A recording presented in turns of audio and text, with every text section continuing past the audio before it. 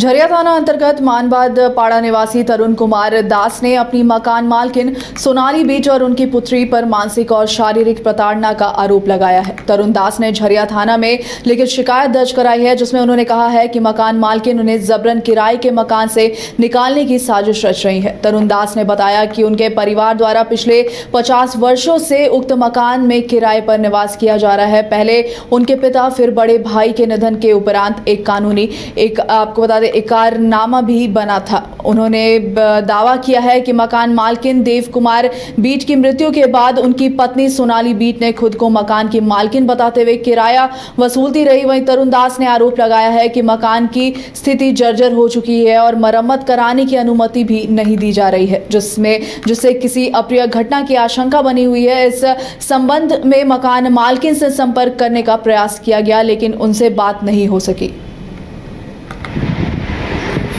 से रह रहे हैं और 50 साल से कोई भी डिस्प्यूट नहीं है मकान मालिक के साथ। और ये मकान जब बना था, रंजीत कुमार बीट बना के हमारे पिताजी को भाड़े में दिए थे। 125 रुपये भाड़ा लगता था।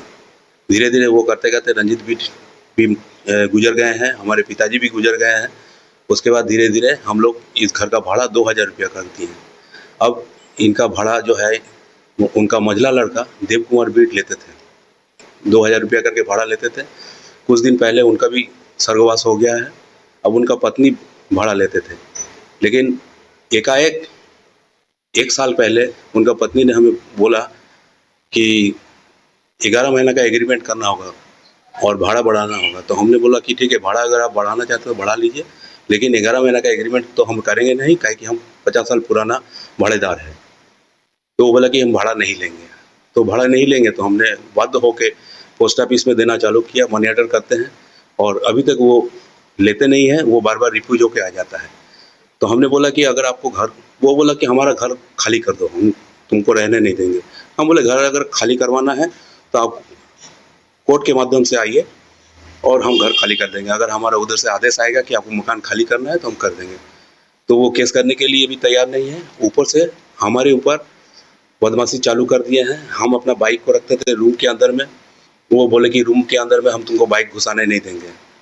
और मेन गेट में वो अपना स्कूटी रख दिए हैं, जिसमें हमको जाने आने में तकलीफ होता है। हम बाइक भी घुसा नहीं सकते। मेरा बाइक हमेशा बाहर पड़ा रहता है, पता नहीं चोरी हो जाएगा ना पानी में सड़ जाएगा, कोई ठिकाना नहीं है। से रह रहे हैं। बेरमो के चंद्रपुरा डीवीसी के वरीय प्रबंधक पीके मिश्रा पर हुए जानलेवा हमला को लेकर डीवीसी कामगार संघ और डीवीसी इंजीनियर एसोसिएशन द्वारा आक्रोश रैली निकाली गई। आक्रोश रैली शहर के मुख्य चौराहे से होते हुए गुजरी है।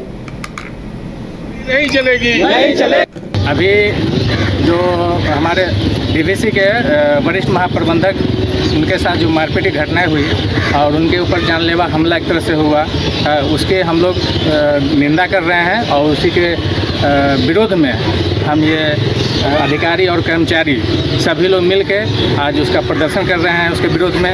और ये डीवीसी कामगार संघ इस घटना का निंदा करता है और आगे ऐसा न हो, ये जो भी किए हैं उनसे ये अपील करते हैं कि इस प्रकार की घटना न किया जाए। देखिए, हम लोग डीवीसी इंजीनियर्स एसोसिएशन की तरफ से एक प्लेटफॉर्म है ये हम लोग के बोलने के लिए, इसीलिए हम लोग बोल रहे हैं कि जो भी तरह की घटना हुई है आप टेबल पे आइए, जिनको भी प्रॉब्लम है बात कीजिए।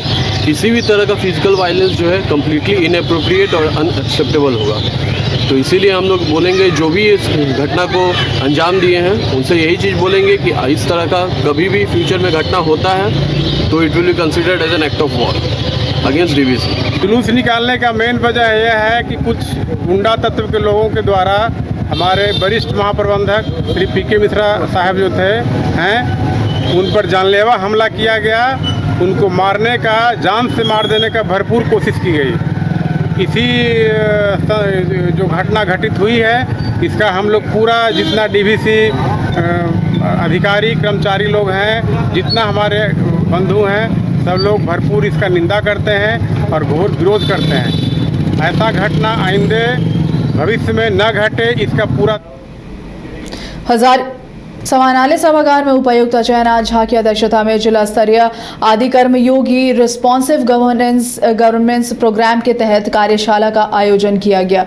वहीं बता दें, जिले के आदिवासी बहुल चिन्हित सभी 125 गांवों का विकास करने का लक्ष्य रखा गया है। इन आदिवासी गाँव में सड़क, स्वास्थ्य, शिक्षा के साथ साथ जीविका उपार्जन के लिए मैप बनाया गया है। मौके पर जिले के अधिकारी मौजूद रहे। उपायुक्त अजयनाथ झा ने कहा कि आदि कर्मयोगी अभियान सिर्फ प्रशासनिक कार्यक्रम नहीं बल्कि आदिवासी समाज के सम्मान और उनसे सीखने का माध्यम है। उन्होंने स्पष्ट कहा कि आदिवासी समुदाय के पास समृद्ध परंपरा, संस्कृति और जीवन मूल्यों की धरोहर है। हमें उन्हें बदलने या सिखाने की मानसिकता नहीं रखनी चाहिए बल्कि उनसे सीखने और अपनाने की सोच विकसित करनी होगी। जनजातीय कार्य मंत्रालय की तरफ से आदि कर्मयोगी अभियान के तहत राज्य स्तरीय वर्कशॉप करने के बाद सभी जिलों से जिला स्तरीय वर्कशॉप कराए जाने की अपेक्षा थी, जो आज हम लोगों ने संपन्न किया है बोकारो जिले में। इसके तहत बोकारो के 125 गांव के लगभग 3 लाख आबादी इससे लाभान्वित होगी। वहां हम कन्वर्जेंस के माध्यम से कार्यक्रम करेंगे। उनका विलेज डेवलपमेंट प्लान तैयार होगा और उस विलेज डेवलपमेंट प्लान के आधार पर कन्वर्जेंस है जिसमें लगभग 17 विभाग होंगे, मुख्य रूप से 7 विभाग होंगे जो कन्वर्जेंस के थ्रू इसको पूरा करेंगे। और धनबाद SNMMCH के जूनियर डॉक्टर के साथ मरीज के परिजनों के द्वारा मारपीट की खबर सामने आ रही है। बताया जा रहा है कि मरीज के परिजनों पर मारपीट का आरोप लगाया गया है। जानकारी के मुताबिक समय पर एम्बुलेंस उपलब्ध नहीं कराने पर गुस्साए परिजनों ने डॉक्टर के साथ मारपीट की है। इस मारपीट के विरोध में इंटर्न जूनियर डॉक्टर धरने पर बैठ गए, जिससे इमरजेंसी सेवा ठप हो गई। डॉक्टरों ने न्याय मिलने तक धरना जारी रखने की बात कही है। मेरे जो मित्र है डॉक्टर ज्येष्ठ अनुराग हांसदा, हमारे 2 सीनियर है doctor Saurabh sir, doctor Amit sir, ये सब इमरजेंसी में चिकित्सा कर रहे थे, ठीक है। और वहीं एक मेडिसिन के पेशेंट है जिनका हालत गंभीर होता जा रहा था, तो हम लोग उनको रेफर कर दिए रिम्स रांची, वो भी 3 साढ़े 3 घंटा पहले कि आप एम्बुलेंस बुलाइए और एम्बुलेंस वाले से हमारा बात करवा दीजिए, ठीक है। तो वो प्रोटोकॉल होता है कि सरकारी एम्बुलेंस वाले से हम लोग का बात होता है और रेफर करते हैं हम लोग, ठीक है। लेकिन एम्बुलेंस में लेट हुआ और उसके कारण पेशेंट का डेथ हो गया, ठीक है। तो वो लोग बोल रहे हैं कि हम लोग का लापरवाही है, ठीक है। यहाँ तक कि उनको 3 घंटा पहले उनको रेफर कर चुका था और फिर मारने लगे, ठीक है। उनका गला पकड़ा गया, उनका शर्ट फाड़ दिया गया, उनको बेरहमी से मारा गया। तब तक स्टाफ लोग आए, ठीक है। हमारे जो सीनियर है 2 जन, उनके साथ भी मारपीट हुआ, ठीक है। फिर हम लोग जब आए यहाँ पे तो फिर हम लोग को गाली गलौज किया गया, माता बहन अप्रिय शब्दों का प्रयोग किया गया, ठीक है। लेकिन हम लोग क्या करें, हम लोग भी तो जीवन बचाने के लिए बैठते हैं वहां पे। 12-12 घंटा 8-8 घंटा का हम लोग का शिफ्ट रहता है, लेकिन हम लोग फिर भी ड्यूटी करते हैं रात जग के। यहाँ पे डॉक्टर को धमकियां दी जाती है। अभी 15-20 दिन पहले ही एक हमारे सीनियर रेजिडेंट थे, उनको धमकी दी गई, उनसे मारपीट की गई और उस वजह के प्रेशर में आके उन्होंने यहाँ से रिजाइन कर दिया। मतलब यहाँ पे सिक्योरिटी का कोई सेंस नहीं है और डॉक्टर प्रेशर में आके छोड़ रहा है, यहाँ से रिजाइन कर रहा है। और जो यहाँ का प्रशासन है, पुलिस का प्रशासन और कॉलेज का प्रशासन, ये डॉक्टर की नहीं सुनता है। ये जो धमकी देके जाता है उन्हीं को बचाने में लगा रहता है। यहाँ पे बहुत लोग पैरवी वाला आता है, इनको इलाज चाहिए लेकिन डॉक्टर की कोई नहीं सुनेगा। यहाँ पे आए दिन ये घटनाएं होती रहती है। मार्च में, फरवरी में ये चौकी खुला है, लेकिन ये सिर्फ एक खाली बिल्डिंग है, ये खाली कमरा है। यहाँ से कोई पुलिस वाला नहीं आता बचाने। यहाँ कोई पुलिस रहता ही नहीं है, यहाँ कोई पुलिस वाला रहता ही नहीं है। 2 पुलिस वाला रहता है और जब कोई मारपीट होता है तो सबसे पहले वो लोग ही गायब रहता है। जवान भी तो दिया गया है, लेकिन जब एक्सेस में आ जाता है, जब यहाँ पे बहुत सारा लोग, तो क्या करेगा 2 होमगार्ड, क्या कर पाएगा वो लोग।